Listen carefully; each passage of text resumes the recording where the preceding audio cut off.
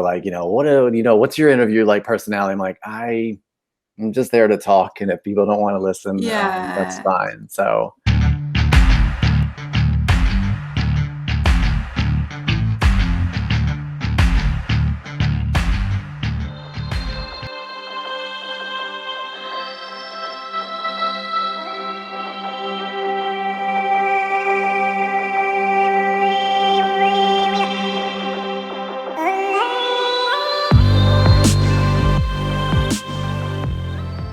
Our minds are powerful, and yet far too often we spend so much energy trying to forget our feelings and emotions in order to become the best possible version of ourselves. Well, this week I sat down with Tess McMechan about what it means to bring conscious healing into focus and start to bring awareness on healing those emotions and really facing our demons and making that vision of the best possible version of ourselves a reality. Sit back, enjoy the interview, and thanks for subscribing and clicking that bell. So Tess, welcome to the show. I'm glad you could take time out of your day to have a conversation. I'm really happy to be here. Thanks for having me. Awesome. My first question always to people is usually, or my hope is at least, that it sounds simple enough, but the stories behind the simple questions is usually the fun part for me. Mm-hmm. And when it comes to health, we all have our own definitions of health and what works and what doesn't work.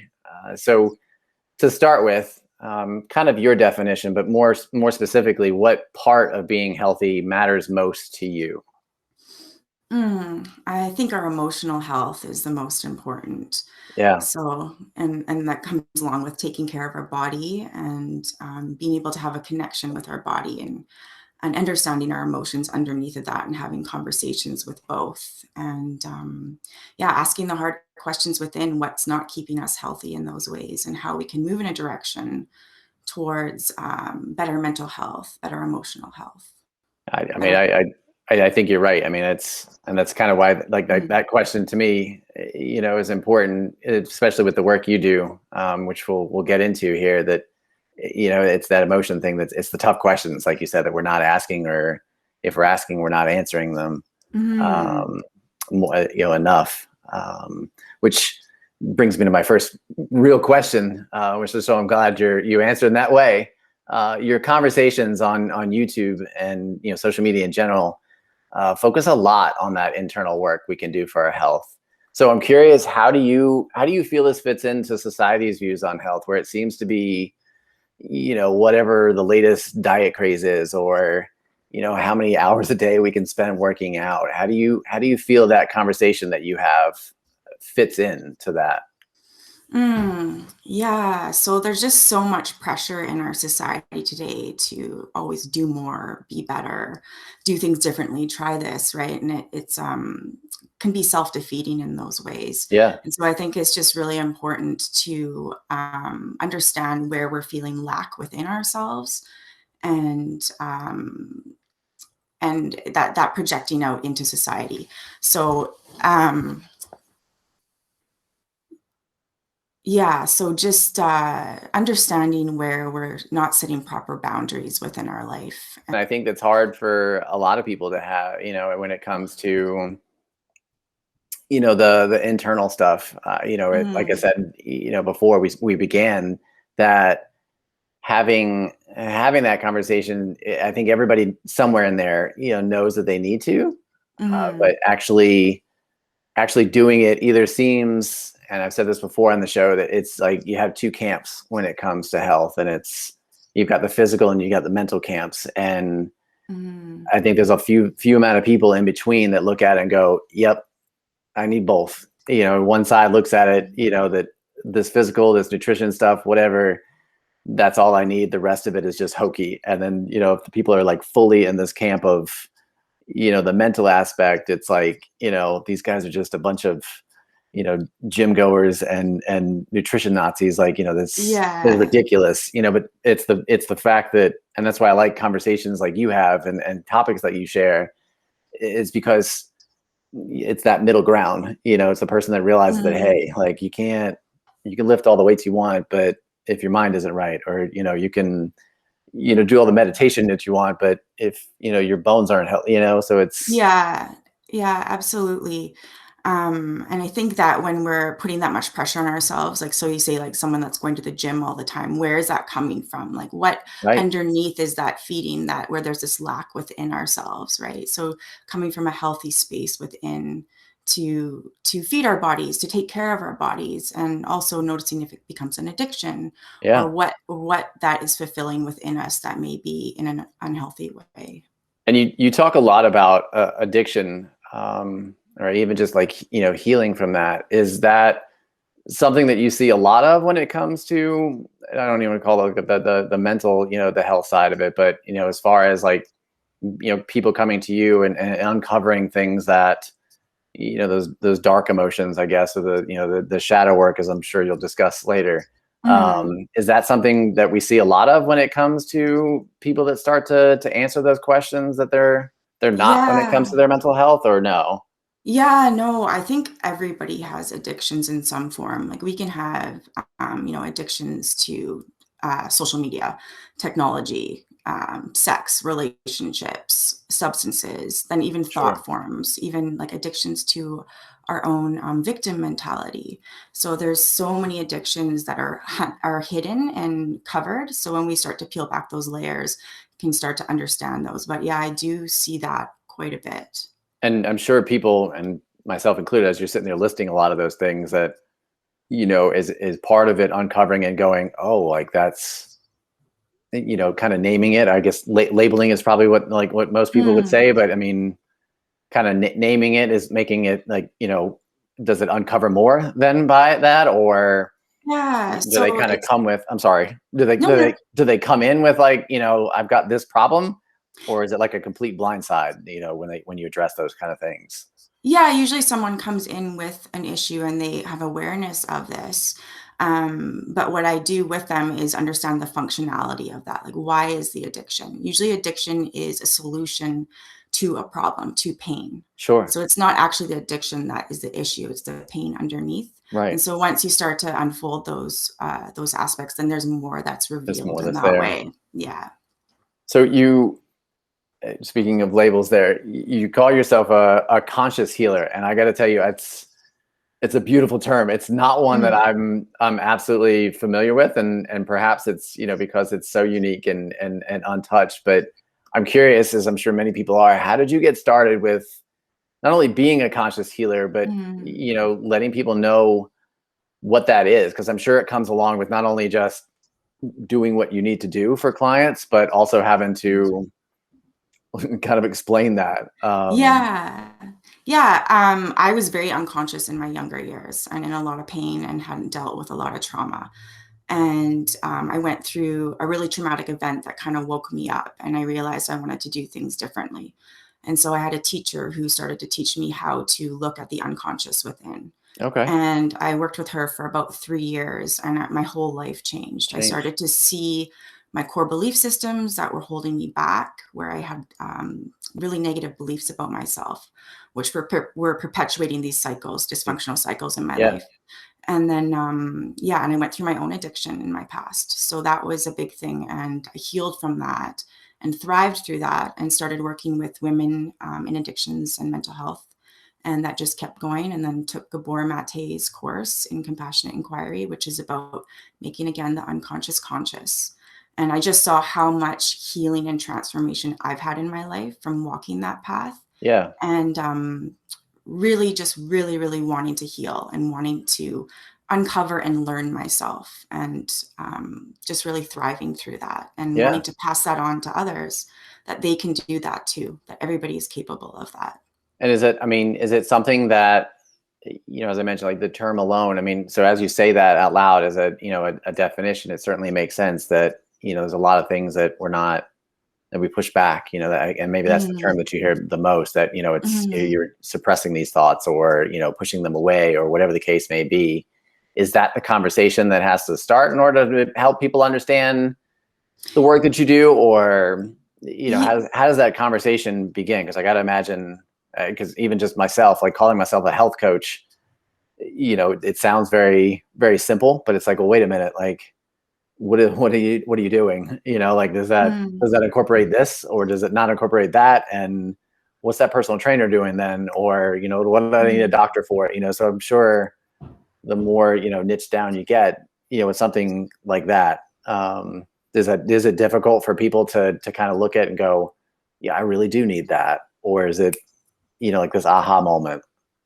Like in a session when I work with people, or in Sure. Or general? even, Yeah. or even in general. I mean, is it something that Yeah.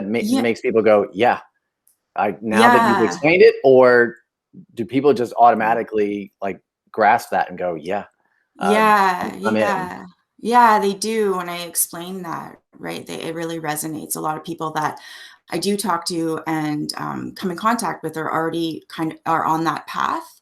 They Yeah. understand that. And so even within a session or even having a conversation with them, diving into childhood trauma or just even having a conversation around it, they understand that it is repressed emotions, repressed beliefs, and that we can heal that through the present moment. And they get a lot of clarity through that. That's great. Yeah. I mean, it really Yeah. is. And I mean, it's like I was saying, I mean, it's one of those things that I think in some pieces, everybody understands that, yeah, I need that, or, I need to work on that, or even just saying like, I wish I had time to do that. But, Mhm. you either pass it along and go, it's like the age old question or conversation about proactive versus reactive. I feel like most of the time, a lot of these conversations about, just, one umbrella there of mental health, get lumped under the reactive, that it's not until things get really bad, your addictions get really bad, or Mm. your depression gets really bad, or whatever the case may be, it kind of, begins to eat you alive, and then it happens. So hearing that, it makes you sound hopeful, that more people Mhm. are realizing that, yeah, this is where I Yeah. need to start. The rest of it kind of will fall into place from there. As far as physical health and things of that nature. Absolutely. Yeah. I think it does take that where people kind of hit a certain area in their life and they don't want to do it that way anymore. Sure. And they want to move in a new direction. So they're usually pretty willing and excited about it. I was going to say, I mean, I would hope that excited would be the next, once you kind of get out of the way of yourself and realize that, okay, this person, or the path, even like, no, not even like, if you found a specific person, like you, but even just the realization that, okay, like I'm not alone in this. And Mhm. this is a sustainable, actionable path that I can take to help manage this. Maybe not fix it, but at least manage it better. Um, Absolutely. Yeah. so one of the other topics you pay a lot of attention to, and again, I'm focusing on the obscure, and I'm using the word obscure, but to me, it's the topics that are immensely important.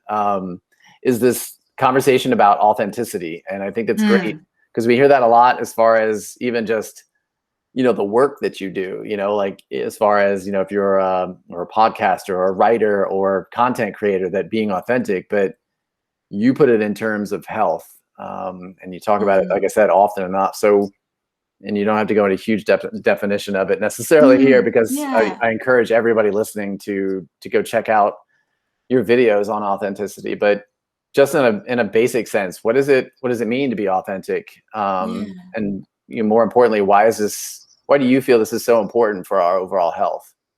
Well, I think when we come into this world, we're born pure and our authentic selves. So when we're children, we go through difficulties and trauma, and these difficulties and trauma actually create blocks or push down our authenticity. We give that authenticity up because we're given a message that it's not okay. It's not our parents' fault.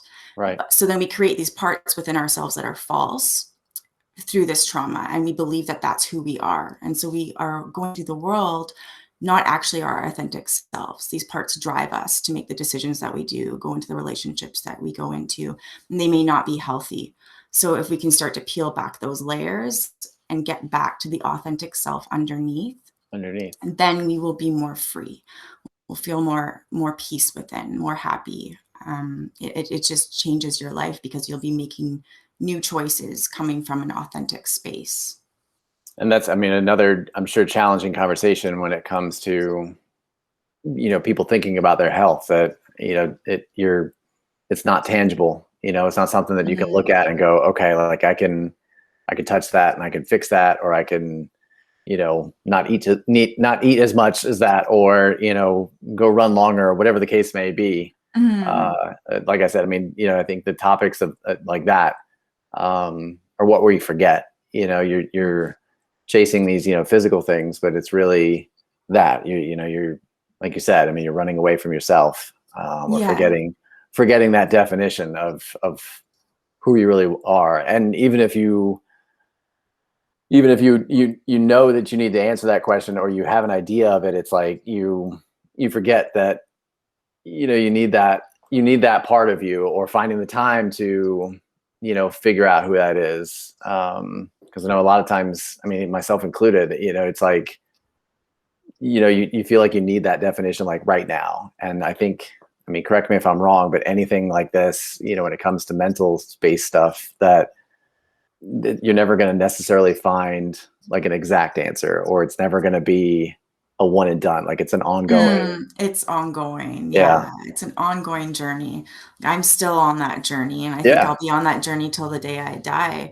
And it's just one of those things. There's so many layers within, Sure. and beliefs that we have, and we're conditioned by society and told to be a certain person, Sure. and think that we're supposed to be that. But if we can start to like look within and see what we Yeah. really want, what makes us happy, And then, that. on top of that, just striving to be whatever that is that you think you need to be, or think you need to change, or realize you need to change. It's like, you forget, like you said, that most people, I think, would not be as comfortable as you were just then, like making that comment that, I'll be on this path for the rest of my life. That for a lot of people, I would imagine that's kind of scary. That it's like, well, wait a minute, like, Right. I thought by 40, 30, whatever, I'm supposed to have everything put in place and everything together, Figured and out. Yeah.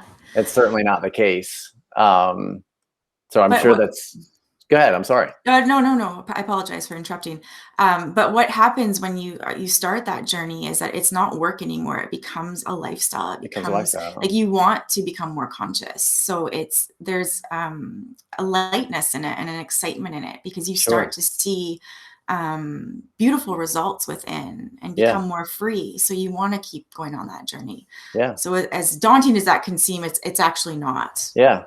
I mean, and it's a good way to put it. I mean, I think that comes with a lot of things with health, that it's, we put so much pressure and so much anxiety on, things that we're supposed to do, as far as, what's going to keep us healthy, or, what's, how you're supposed to be eating, or how you're supposed to be acting. And, you forget that you should really, the less you think about it, the better it becomes. Or it just, like you said, it just becomes just a lifestyle, or part of what you do. And hopefully those are good things that you're doing along there, but not detrimental. But once you find that works all together for you.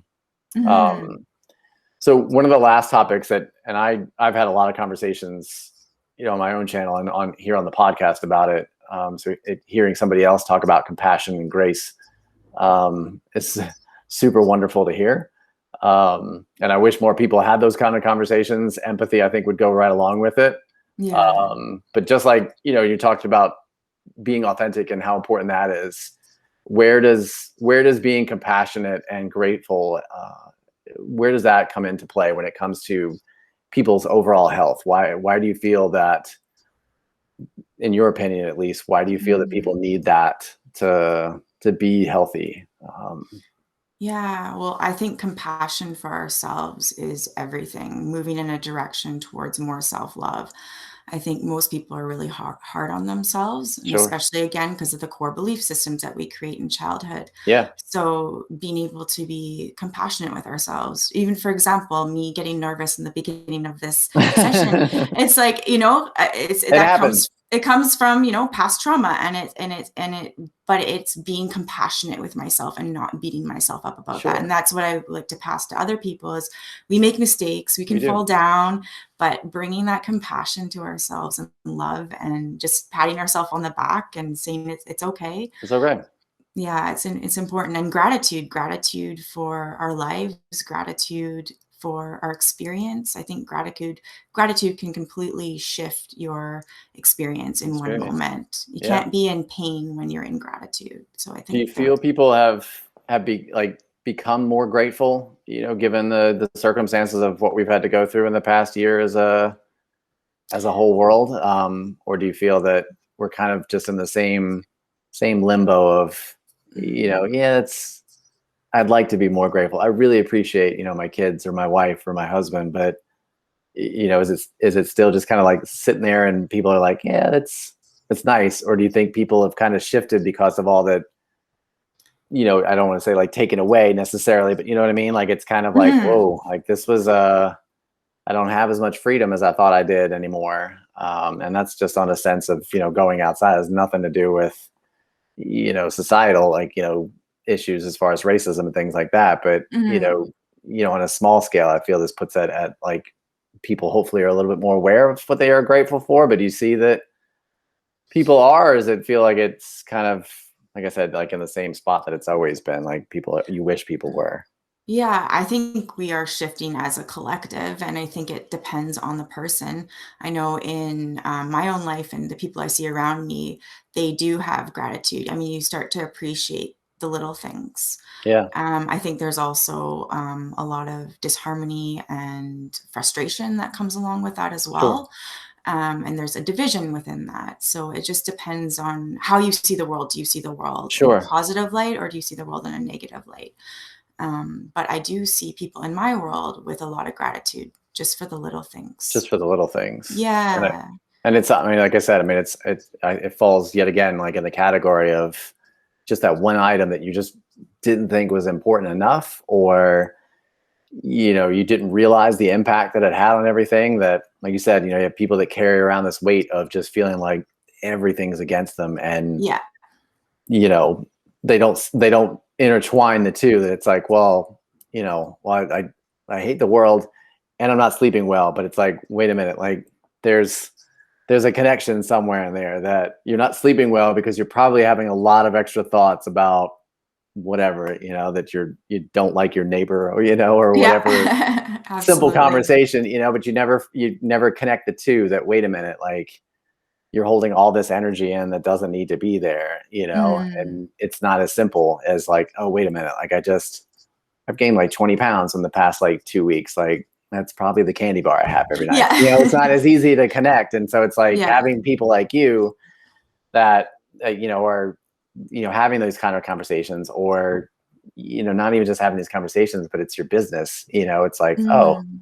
this is something that actually affects everything. It's not, may not be a detox tea, but it's, it's something that works for you, or it Absolutely. impacts everything.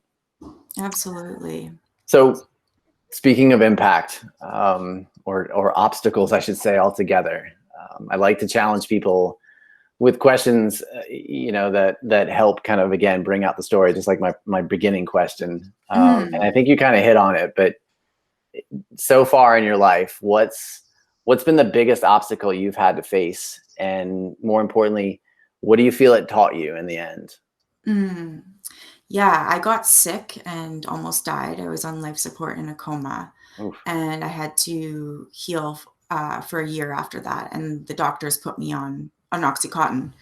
And so at the end of that year after Oh, healing, I now had an addiction. yeah. Not only was I 87 pounds and had to learn how to walk again, a lot of struggles I had to go through, but it was the best thing that ever happened to me. Both of those were the hardest thing that ever happened to me, but it changed me from the inside out to really have a new gratitude for life and see life in a new way, and really have a more of a spiritual connection too with life and myself.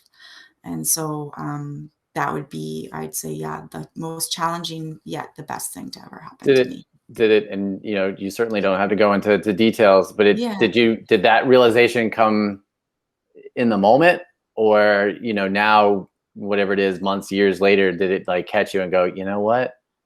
I am who I am because of that, or is it some combination of the two? I don't know.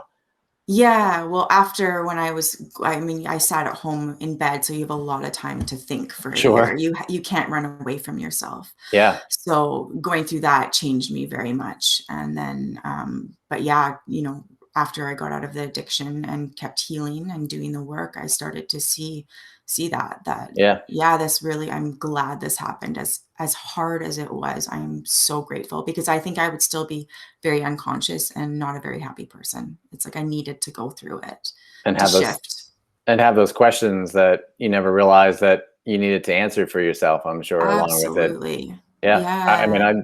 I could, I mean, not, to the exact example, but I can certainly attest to the fact that, having events in your life that make you go, oh, like if this never happened, I say it all the time with my wife, with our son, that not necessarily that you need to have a kid to answer the questions, but it's like, wow, like Mm, you never would have asked this about yourself, or never would have realized this just about yourself, that if this didn't happen. And yeah. that's not to say that, I guess, that, you need to go and do a bunch of whole things, or, change everything about yourself so that you have that, but just kind of the realization that, wait a minute, everything has a reason, and everything has Absolutely. a question that comes from it. And, are you willing to answer it, I guess, in the end. Um, Yeah. Yeah, so some thank of the you. most Yeah. challenging things you can go through, I think there's always a gift in it. Yeah. And if we can change our perspective that, there's not bad or good, and those There's not, challenging right. things, yeah, have the potential to shift us into a new direction. Yeah. And I think that's what a Yeah. lot, I mean, it's a good point to bring up. It's not bad or good. I mean, they're just situations, and they're just, they're life events, or they're just, a thought, it's not, Mhm. I think meditation, teaches people that, and they forget, that that's not the goal of meditation, is to be like completely happy and completely calm. It's seeing every bit of it. Um, and that's how life is in general, right? It's just to be, okay, this happened, and what did I do to get here? And what do you do going forward, Absolutely. to kind of help that. So thank you, for Mm. sharing that. I always Yeah. ask it, and some people, it's like, okay, here you go. And it was, a tough conversation, or sometimes it's, a Mm. question that like, okay, like, in your case, that I'm ready to answer that, because I'm in a good space because of it. So Yeah, there you go. I'm an open book. No, that's So good. even my clients ask me, I'm very open with it. That's good. I think, Yeah. that's why I enjoy doing these conversations or having these interviews. It's Mm. it's the stories that come from it, and the things that people share. So speaking of your clients, I want to give the platform to you here at the end of the show, to share with people things that you may have coming up, or where they can find you. You'll Mhm. find all of Tessa's stuff in the show notes, links to her channels and things of that. But the floor is yours. What can clients, future clients, expect from you, or what have you got coming up?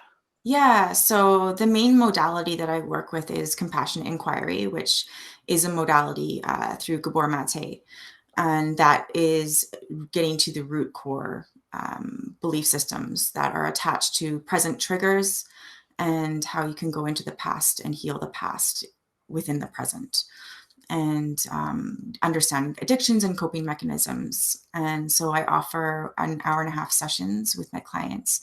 In the future, I'm going to be doing a workshop in shadow work, but that's just still in the Oh, beginning nice. stages right now.